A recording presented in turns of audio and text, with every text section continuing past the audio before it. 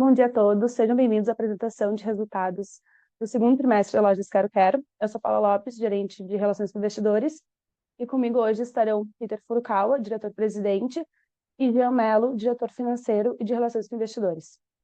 Para dar início, então, à apresentação, a gente passa para o slide 3. A apresentação abordará os nossos pilares, expansão em projetos, seguido da discussão dos resultados do trimestre e, por fim, a sessão de Q&A. Agora passamos para o slide 4 e passo a palavra para o Peter.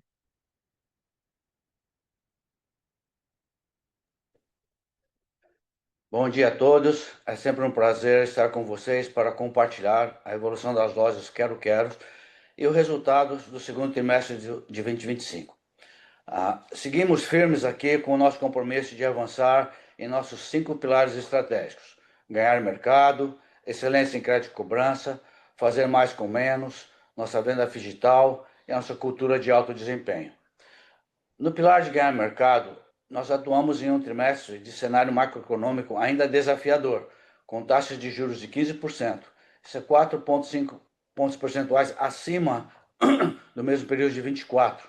E isso causando uma demanda mais cautelosa em todos os segmentos em que nós atuamos. É importante contextualizar que no segundo trimestre de 2024, nossas vendas foram fortemente impactadas de forma positiva pela reposição de produtos e na reconstrução após a enchente do Rio Grande do Sul, criando uma base de comparação atipicamente alta. Mas mesmo diante desse cenário, o faturamento total da empresa cresceu 3% frente ao segundo trimestre de 24, atingindo 761 milhões. No acumulado do primeiro semestre, o crescimento de vendas das mesmas lojas foi de 4%. No comparativo isolado do segundo trimestre de 25 versus o segundo trimestre de 24, registramos uma variação negativa de 3,5% em mesmas lojas, explicada pela base atípica do ano passado. Quando observamos numa base mais normalizada, o segundo trimestre de 25 apresentou 6% de crescimento mesmas lojas em relação ao segundo trimestre de 23, o que confirma que continuamos ganhando participação no mercado nas regiões em que nós atuamos. No trimestre, nós inauguramos 6 novas lojas, totalizando 579 lojas no final do período. Já em excelência de crédito e cobrança, mantivemos a inadimplência bem controlada. O atraso sobre carteira da Verdicar encerrou o trimestre em 11,7%. Isso é abaixo do registrado no ano anterior e em linha com a nossa média histórica, mesmo em um ambiente macroeconômico mais desafiador, né? E dentro desse cenário, nossa carteira apresentou um crescimento anual de 18%, reforçando a nossa qualidade e profundidade da nossa operação de crédito. No pilar fazer mais com menos, o lucro bruto alcançou 216 milhões no trimestre. Isso mesmo com um custo de funding muito mais elevado do que nos anos anteriores. Mantivemos uma forte disciplina de custos. As nossas despesas administrativas ficaram iguais ao ano anterior. Isso em termos nominais. Okay? Significa 0% de aumento versus o ano anterior. E as despesas comerciais cresceram 5%, refletindo a expansão na base de lojas nos últimos 12 meses. No pilar de vendas digital, atingimos 26% das nossas vendas via canais digitais integrados à nossa operação física, em linha com o nosso plano estratégico. Em cultura de alto desempenho, formamos 55 novos gerentes no segundo trimestre de 25, com 334 colaboradores participando do programa Desponte, já em junho de 25, preparando o nosso time para os próximos anos de crescimento. Próximo chart, por favor. Nós encerramos o período com 579 lojas, totalizando 382 mil metros quadrados de área de venda. No acumulado de 25, nós abrimos 14 lojas, 6 delas no segundo trimestre, e fechamos 8 unidades. Nos últimos 10 anos, nós abrimos 353 lojas e fechamos apenas 15, mostrando consistência e assertividade na expansão. Realizamos 8 reformas no segundo trimestre, totalizando 16 no semestre, reforçando nosso padrão de atendimento e a melhoria na experiência do cliente. No segundo trimestre, as novas lojas foram distribuídas da seguinte forma: 3 no Paraná, 2 em Santa Catarina e 1 no Rio Grande do Sul. Todas em cidades com menos de 15 mil habitantes, mantendo nosso foco no interior. Hoje, 85% das nossas lojas estão em cidades menores de 100 mil habitantes e 73% em cidades menores de 50 mil habitantes, um segmento onde temos profundo conhecimento e grande vantagem competitiva. Agora passo a palavra para o Jean, que entrará em mais detalhes sobre indicadores operacionais e financeiros. Obrigado, Peter. Bom dia a todos que estão aqui participando conosco da apresentação de resultados do segundo trimestre da Lojas Quero Quero. Obrigado pela presença novamente. Eu já passo para o próximo slide comentar a receita da companhia, né? O Peter já fez um breve resumo do cenário em que a gente está inserido, né? Então, entrando aqui no gráfico inferior, a gente pode ver que nesse trimestre nós crescemos 3% a receita bruta líquida de devolução e temos no acumulado do semestre um crescimento de 9%. Então, o acumulado do semestre de 2020, do primeiro semestre de 2025, vocês conseguem ver que é um crescimento bem alinhado com o que a gente fez no ano anterior, né? Porém, como já ressaltado, a gente tem sim um efeito forte de sazonalidade. Normalmente, a operação da companhia já apresenta uma sazonalidade de vendas menores no primeiro semestre e vendas maiores no segundo semestre no varejo, e especificamente nesse ano, a gente tem uma sazonalidade da base de comparação, dado a demanda adicional para os produtos que a gente viu ano passado, no segundo e no terceiro trimestre, dado as enchentes do Rio Grande do Sul. Dito isso, quando a gente vê o primeiro gráfico superior, que é o gráfico da receita de varejo, nós temos aqui uma pequena queda de 1% no total, mas passando de uma base de comparação que no ano passado nós crescemos 13%. Né? O Peter já comentou então que a gente tem uma pequena queda de venda nas mesmas lojas, de venda same-store sales de 3%, mas mais uma vez, em cima de uma base forte, que houve um crescimento de 10% no ano anterior. Nós então aqui, como vocês podem ver, a gente está melhor que 2023, mesmo nesse cenário macro continua desafiador, né? Então a gente já tem, mas no acumulado do ano, a gente apresenta um crescimento aqui de varejo. Então um crescimento de 7% na venda varejo até o momento. Então um pouco mais de R$ 1 bilhão de faturamento de venda varejo. E serviços financeiros segue aí sim um crescimento um pouco mais estável, né? Tanto que a gente tem um crescimento aqui de 14% nesse segundo trimestre e um crescimento de 13% no semestre. Então, vocês conseguem ver que aqui sim, dado que muito da receita de serviços financeiros vem sim à venda, mas também vem de tudo que foi produzido nos meses anteriores, a gente tem um crescimento mais estável ao longo desses últimos trimestres. E a receita de cartão de crédito também vem numa sequência muito positiva, com crescimento do segundo trimestre de 13% e de 14% no acumulado no semestre, né? Então, aqui acho que é importante ressaltar não somente, mas principalmente a questão da sazonalidade da base de comparação, dado a demanda forte que a gente viu no Rio Grande do Sul no ano passado, né? Quando a gente olha as lojas fora do Rio Grande do Sul, não excluindo efeitos das enchentes, a gente teve sim um crescimento same-store sales importante, positivo, seguindo a tendência do que a gente vinha fazendo, né? Passando para o próximo slide, a gente vai ver aqui o lucro bruto da companhia, né? No lucro bruto da companhia, sim, que a gente sente um pouco mais dado as margens, né? Em relação a varejo, podem ver aqui que no acumulado do ano a gente está com um crescimento de 2% de lucro bruto. Isso decorre de de uma margem de varejo no gráfico da parte direita aqui de quem vê o slide central, vocês conseguem ver que a gente está com uma margem, né, de muito parecida, um pouco levemente abaixo do ano anterior, né? Aqui a gente cita que é um ambiente ainda muito competitivo, é um ambiente macro que ainda não vê um crescimento relevante, embora a gente acredite que esteja ganhando o mercado, né? Mas aqui que pressiona ainda as margens do varejo. Mas principalmente a gente tem aqui um efeito do custo de capital das margens de serviços financeiros. Vocês conseguem ver que aqui no primeiro semestre a gente está com uma margem de 42% de serviços financeiros, margem sobre a receita bruta, né? Contra uma margem de 47% no ano passado.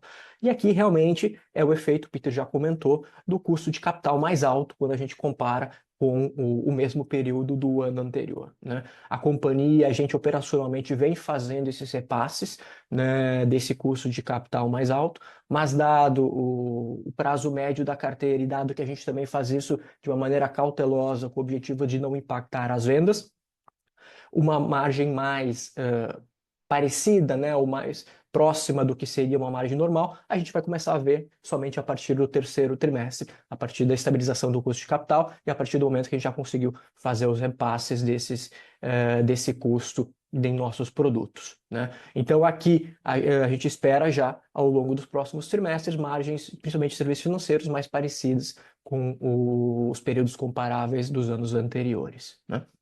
Seguindo para o próximo slide, acho que é importante ressaltar que aqui nós conseguimos ver o efeito, né, de todo o controle de despesa que a gente vem fazendo historicamente na companhia. Especificamente no trimestre, nós temos um crescimento de despesas de venda de 5,3%, mesmo com a abertura de lojas que a gente fez, tanto no ano anterior quanto nesse ano, né? Então, com tudo isso no consolidado, a gente tem um crescimento leve, bem alinhado, na verdade, com a inflação, mesmo abrindo, expandindo a operação, e despesas gerais administrativas aqui no segundo trimestre, basicamente o mesmo nominal de despesas do ano anterior, né? Então, acho que a gente acredita que esse controle deve seguir aparecendo ao longo dos próximos trimestres, né, muito voltado para dos pilares da companhia, né, que o Peter já comentou.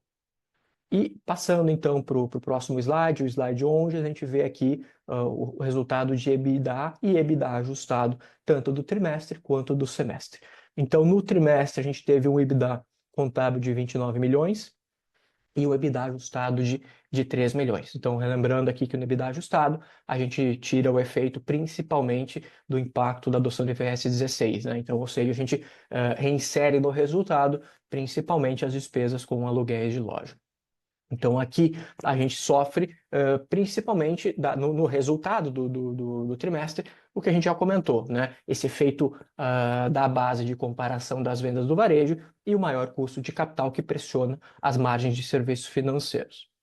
Mesmo assim, a gente já tem uma tendência, é importante de novo ressaltar que o primeiro e o segundo trimestre, dada a sazonalidade de venda, é onde historicamente a gente tem os resultados mais baixos e a gente espera e costuma ver sempre ao longo dos últimos anos, e não muda a nossa cabeça também para esse ano, uma alavancagem de resultados ao longo do segundo semestre, né? É importante ressaltar que não é só o quarto tri, mas também o terceiro tri, que é um trimestre muito importante de vendas para a companhia, especificamente agora em agosto. Nós estamos no mês de aniversário da companhia, que costuma ser o segundo maior mês de venda, né? Então aqui a gente já começa a ver uma alavancagem de resultado, dado a sazonalidade de vendas do varejo.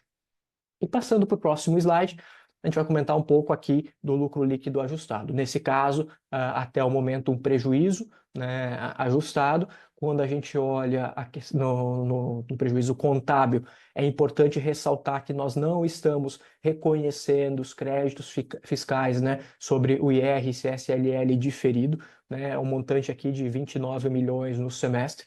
Então, nós temos direitos a esse crédito e nós vamos ativá-los a partir do momento que a gente tem um cenário macro mais propício que permita a utilização dos créditos fiscais, né? Mas é um direito da companhia, aqui é somente um efeito contábil que a gente tira na questão do lucro líquido ajustado, né? Então, no trimestre, a gente até teve um prejuízo, né, contábil um pouco abaixo do ano anterior, e um prejuízo ajustado de 29 milhões, frente a 12 milhões no ano passado. Vocês conseguem ver que, basicamente, né, essa diferença vem muito decorrente do custo de capital da companhia, que pressiona ali os serviços financeiros, mas também o custo da dívida.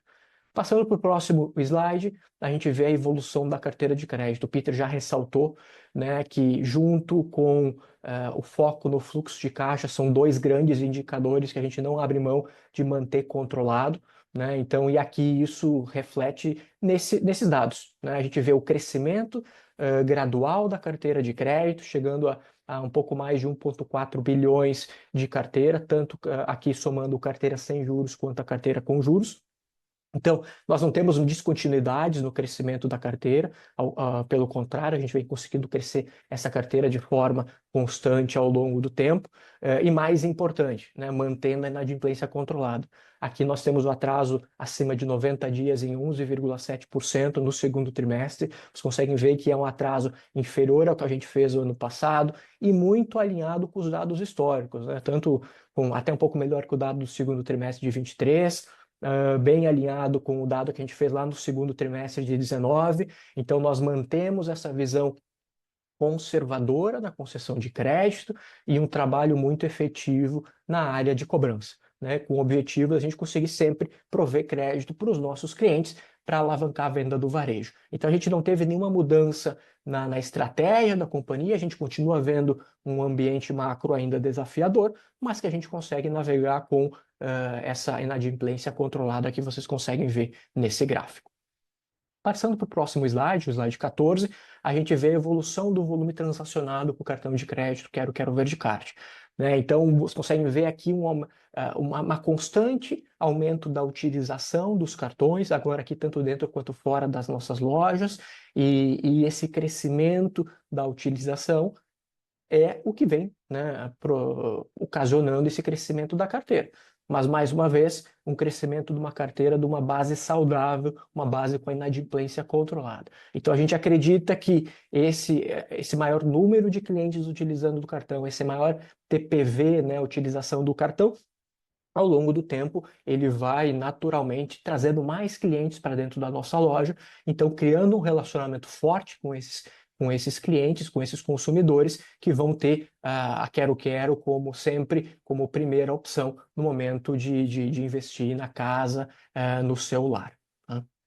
E aí, passando para o próximo slide, a gente vê que nós, já desde ali 2023, a gente optou por ter um investimento menor, né? Tanto que aqui, se você vê aqui no primeiro semestre de 25, nós temos no acumulado 26 milhões investidos, quanto 27 milhões no primeiro semestre de 24 e 23 milhões no primeiro semestre de 23, mesmo, né, tendo feito a abertura de novas lojas, mesmo continuando fazendo reforma de lojas.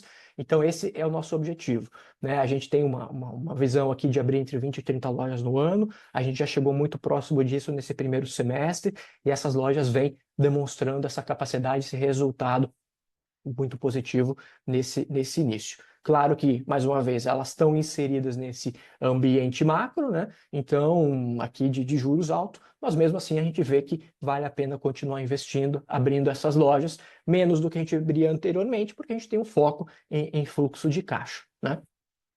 E, passando para o slide final, a gente fala sobre a gestão de caixa, né? Então, tudo isso está inserido aqui no caixa da companhia e num nível de empréstimo e financiamentos muito alinhado com os anos anteriores. Vocês conseguem ver aqui que a gente tem uma dívida bruta de 497 milhões de reais, uma dívida líquida ajustada que, historicamente, ela cresce no primeiro e no segundo trimestre, mas a nosso objetivo de chegar no final do ano com uma dívida líquida ajustada nominal muito alinhada com os anos anteriores permanece, né? A gente faz todo um trabalho voltado para capital de giro, o fluxo de caixa no CAPEX, em despesas, e a gente acredita que, mais uma vez, assim como os anos anteriores, como já está demonstrado aqui nos dados de 22, e 23 e 24, que a gente vai conseguir atingir, né, nosso objetivo interno aqui de chegar no final do ano com uma dívida líquida ajustada muito alinhada com os anos anteriores. Outra coisa que vale ressaltar é que nesse segundo trimestre nós fizemos uma emissão, assim como nos anos anteriores, de novas séries do FDIC Verdicard. O FDIC Verdicard a gente emitiu 400 milhões em uma cota única de 5 anos, permanecendo com rate BR AAA pela Standard & Poor's, né? Então a gente conseguiu alongar o passivo do fundo e reduzindo significativamente o spread desse custo dessas cotas frente ao ano anterior, né? Então o spread vem diminuindo, felizmente, dados os resultados, dado a qualidade da carteira, mas, claro, tem o impacto do aumento da Selic e, consequentemente, do CDI, que impacta o custo de capital da companhia, né?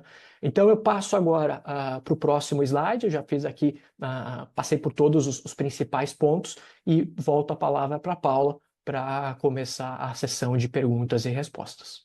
Obrigada, Jean. Daremos início, então, à sessão de perguntas e respostas. Lembrando que, para fazer a pergunta, a gente está usando o Q&A do Zoom. A primeira pergunta será do Vinícius Preto, do Itaú BBA, e será para o Peter. Peter, sobre competição, estão vendo algum sinal de que a competição do online está se acentuando? Como vocês têm visto a proposta de valor dos marketplaces em termos de preço e prazo de entrega nas regiões onde vocês atuam? Bom dia, Preto. Sempre bom ouvir de você.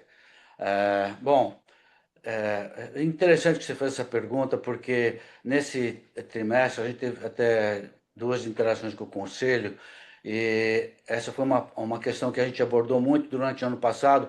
Então, a gente fez uma pesquisa bastante abrangente esse ano com clientes e não clientes, com mais de 2.000 pessoas participando, e os achados foram muito interessantes, né? O bottom line, aquilo que você pergunta sobre a própria penetração nas nossas categorias, ah, até foi uma surpresa para mim que em material de construção, por exemplo, a gente tinha 3% de penetração de e-commerce ou marketplaces nas cidades onde a gente atua. Agora, a penetração do e-commerce em todo já é mais de 50%. No entanto, é sempre de blusinhas ou coisas assim desses marketplaces que todos vocês já conhecem, ok? Existe uma hesitação muito maior quando o ticket começa a aumentar, tá? Das pessoas ainda comprar nesses lugares.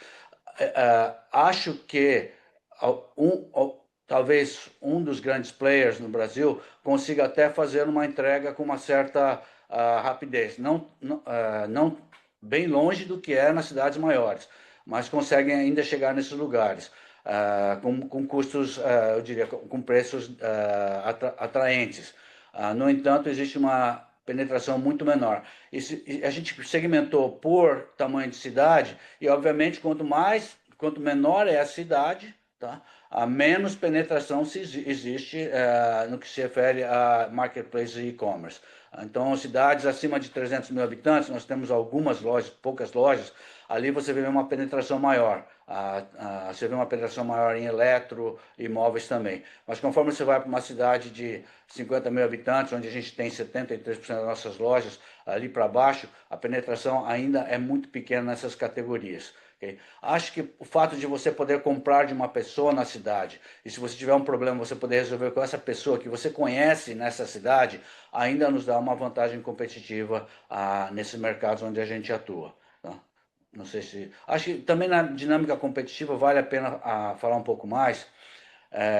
Nós temos visto um número maior de concorrentes fechando lojas, ok?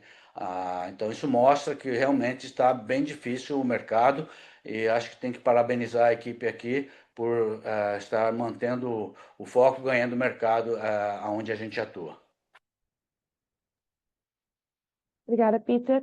A segunda pergunta também é do Vinícius Preto e será respondida pelo Jean, que é o seguinte: vocês mencionaram uma desaceleração ao longo do trimestre com um ambiente competitivo mais promocional. Poderiam comentar se essas dinâmicas, tanto de desaceleração quanto promocional, estão mais concentradas em alguma categoria específica? Bom dia, Preto, tudo bem? Não, acho que não tem acho, nada específico que eu aqui em questão dessa dinâmica, essa vai uma dinâmica de mais alta frequência, de curtíssimo prazo, né? O que a gente viu aqui, que nem já comentado, é importante sempre ressaltar as diferenças entre o crescimento de vendas do Rio Grande do Sul e fora do Rio Grande do Sul. O que a gente viu foi, sim, um final do segundo trimestre com uma pequena desaceleração aqui de vendas, mas ainda fora do Rio Grande do Sul positiva, tá? Mas foi muito, como é que eu posso dizer assim, difundida. A gente não tem nada específico e nada também marcante que eu acho que vale a pena comentar. A gente está comentando só, acho que realmente essa tendência macro, que é um pouco também que acontece dado o aumento de custo de capital e o tempo aqui que vem se refletindo, tá? A gente ainda tem uma visão construtiva para o ano, para a parte de varejo. Claro que o terceiro trimestre aqui é muito importante a gente ver como que evolui, né? A gente acho que vê que esse início de terceiro trimestre foi muito parecido com o finalzinho do segundo tri, mas mais uma vez ressaltando, né? A gente ainda tem base de comparação forte no Rio Grande do Sul, principalmente no início do terceiro trimestre, né? E agora o agosto é um mês super importante para a companhia, né? A companhia tá completando aqui o seu aniversário, é um mês que que todas as lojas se mobilizam, a companhia como um todo se mobiliza para a gente entregar realmente um atendimento, promoções especiais para os nossos clientes, né? Então a gente tem tudo para fazer um agosto muito feliz, de sucesso, e isso faz toda a diferença para o resultado do terceiro trimestre, tá? Mas essa variação que a gente vê foi muito difundida aqui ao longo de todas as categorias, Preto. Obrigada, Jean. A terceira pergunta para o Peter, é um investidor pessoa física, que é a seguinte: como tem sido o desempenho das lojas abertas recentemente em novas praças como São Paulo e Mato Grosso do Sul? Olha, é bastante interessante isso, né? A melhor expansão que a gente teve na história da Quero Quero foi no Mato Grosso do Sul. Foi melhor do que Santa Catarina e foi melhor do que do Paraná. Acho que tem muitos gaúchos por lá, e a gente teve bastante sucesso nessas aberturas. No estado de São Paulo, a gente começou um pouco mais desafiador, como eu já falei aqui anteriormente. Tivemos alguns problemas com alguns gerentes, mas hoje já se encontram com uma certa normalidade versus as aberturas que nós temos feito, que nós fizemos nos outros estados também. É importante salientar, tá, que existia até aqui dentro da própria Quero Quero um certo receio de entrar no estado de São Paulo, né? O estado de São Paulo é diferente, deve ser diferente. E conforme você vai numa cidade pequena, eu estou falando de cidades menores, aonde a gente atua, certo? Aí conforme a gente foi lá, a gente viu o aluguel é o mesmo preço, tá? As dificuldades, os desafios e as oportunidades são iguais. Então, como estamos escolhendo cidades, como nós escolhemos as cidades onde a gente tem uma população abaixo de 50 mil habitantes, ficou muito parecido com as aberturas que a gente tem aqui, não tendo muitas diferenças. Okay? Então, acho que eu não vejo nenhuma diferença entre abrir lojas até mais ou menos no meio ali de Minas Gerais. Estamos longe disso, longe disso. Nosso foco é aqui no Sul ainda, tem espaço para isso, mas eu não vejo problemas geográficos, diferenças geográficas sendo mais dificultosas para a gente ou facilitando mais para a gente. Obrigada, Peter. Próxima pergunta é do Pedro Lima, do BTG, e será respondida pelo Jean. Como tem sido o repasse do custo de funding mais alto para os clientes e como equilibrar isso de forma que não prejudique o varejo? Devemos esperar uma melhoria na margem de serviços financeiros já no Q3? Bom dia, Pedro, tudo bem? Sim, né? Então, já começando pela pergunta final, a gente espera já uma melhoria de margem ao longo do terceiro trimestre. Aqui, esse aumento de custo, né, de funding a gente tinha, primeiro, no final do ano passado, a gente teve realmente essa inversão da curva da taxa de juros, né? E aí vem também essa incerteza de qual seria o patamar dessa taxa de juros e, consequentemente, do custo de funding da companhia, né? Quando isso acontece, nós sempre buscamos manter a rentabilidade da operação, né? Então esse é o nosso objetivo, mas a gente tem que fazer esses ajustes ponderadamente ao longo do tempo, né? Então aqui é isso que a gente vem fazendo ao longo dos últimos meses. Eu acho que agora em julho a gente já chegou num patamar que a gente conseguiu equilibrar pelo menos nas novas concessões esse custo de funding. Claro que então, de novo, mais uma vez, como a gente tem esse custo, o prazo médio da carteira, é ao longo do tempo que a gente vai ver esse ajuste e esse reflexo na margem de serviços financeiros. Mas a gente já espera, sim, a partir do terceiro trimestre, melhores margens na prestação de serviços financeiros e margens já próximas do que a gente fazia historicamente, tá, Pedro? Então, é algo que a gente fez ao longo do tempo, pouco a pouco, para poder acompanhar sempre com o grupo controle, para entender quanto que isso seria feito o reflexo no nosso cliente. Eu acho que a gente conseguiu ir fazendo pouco a pouco e já deve ver os resultados ao longo do terceiro trimestre. Até porque também a gente espera que agora também a próprio custo de capital, a taxa Selic já esteja estabilizado nesse patamar. Obrigada, Jean. A próxima pergunta também é do Pedro Lima, do BTG, e também será respondida pelo Jean. Com relação ao nível de alavancagem, o nível atual incomoda vocês de forma a gerar uma revisão na abertura de lojas ou estão confortáveis que a geração de caixa do segundo semestre deve normalizar o nível de alavancagem atual? Não, eu acho que o nível de alavancagem, ele é principalmente nesse momento impactado pela sazonalidade, né? Historicamente a gente tem isso, claro que quando a empresa fica maior, nominalmente os valores também ficam maiores, né? Eu acho que todo o trabalho aqui de investimento, abertura de lojas já está bem equilibrado, a gente tenta manter um patamar mínimo de abertura de lojas, é importante, a gente consegue ver, o Peter já comentou, o resultado positivo dessas lojas que a gente tem aberto. Acho que voltando na pergunta anterior que o Peter comentou, o Peter já falou, né, geograficamente até onde a gente pode chegar, acho que vale a pena comentar que a quantidade de lojas que a gente tem no nosso plano permanece a mesma, né? A gente tem um espaço muito grande ainda para crescer lojas ao longo do tempo. A velocidade, sim, depende da geração de caixas e do ambiente macro, né? A gente tem capacidade de aumentar, acelerar o ritmo de expansão.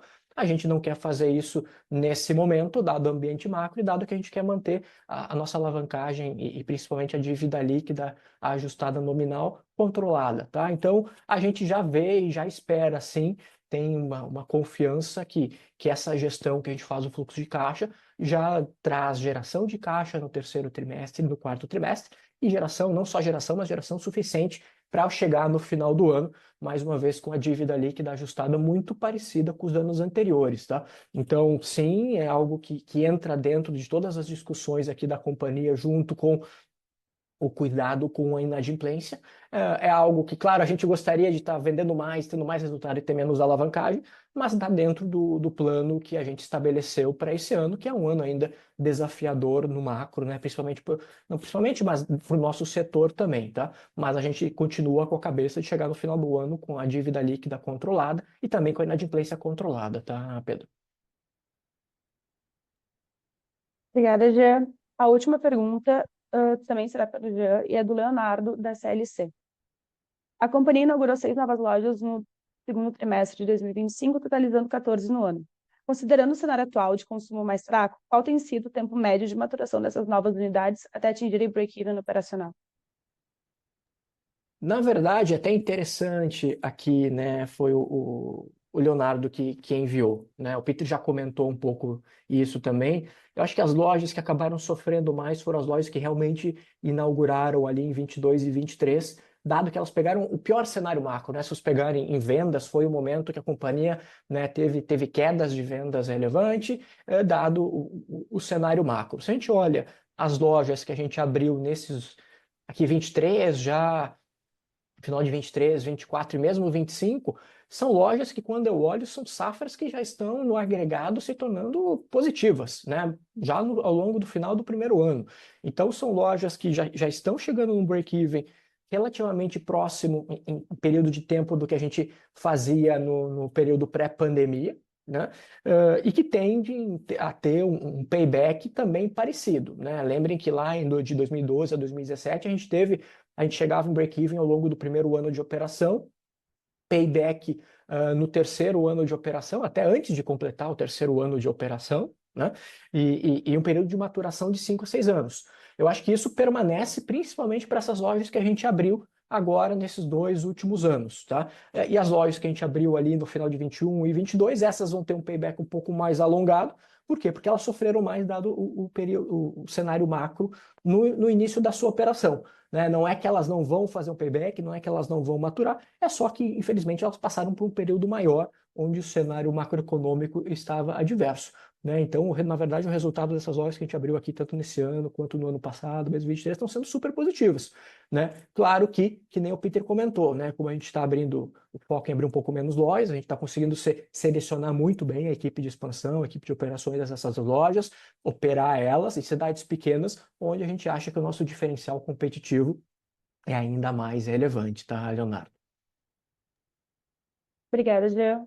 Com essa pergunta, então, encerramos a sessão de Q&A e eu passo a palavra para o Peter e para o Jean para as considerações finais.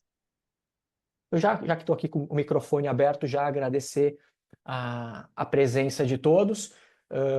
Então, antes de passar para o Peter também aqui, já fazer uma menção aqui à Paula, que é a última divulgação de resultado dela conosco. Então, o Igor vai assumir aqui a gerência da área de RI, por um ótimo motivo, né? A Paula está saindo para fazer um mestrado aqui em Colômbia, então parabéns, Paula, vamos sentir a sua falta, e mais uma vez obrigado a todos pela presença.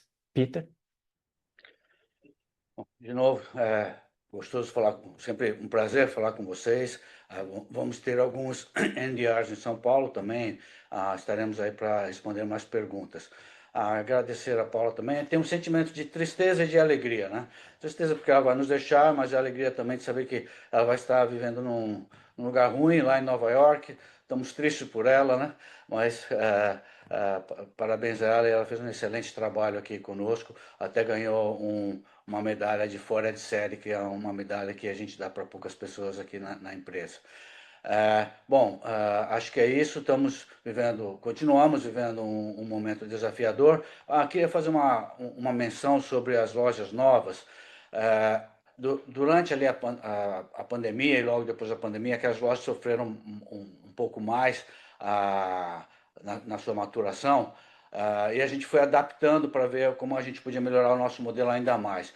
E nós descobrimos que a maior correlação que se havia entre um payback mais curto e mais longo era o número de cartões que a gente conseguia abrir nessa cidade, porque o cartão nos promove um vínculo com o cliente e a gente consegue fazer uma comunicação melhor, uma interação melhor com esses clientes. Então, junto com a parceria que a gente tem com a Elo, que tem sido um parceiro fenomenal conosco, com a ajuda também do Eduardo Gouveia, nos ajudando nesse processo, nós conseguimos abrir as lojas já com um número de cartões muito maior, o que tem agilizado, tem nos permitido uma maturação mais rápida dessas lojas que nós temos aberto nos últimos, eu diria, 18 meses. É um aprendizado que a gente teve aqui e que nos valeu a pena. Então, novamente, estamos muito felizes aqui em ganhar mercado, temos um trabalho muito duro para fazer, todos estão muito engajados e eu parabenizo toda a equipe também por nesse mercado tão difícil a gente estar crescendo. Então, obrigado e um abraço a todos vocês.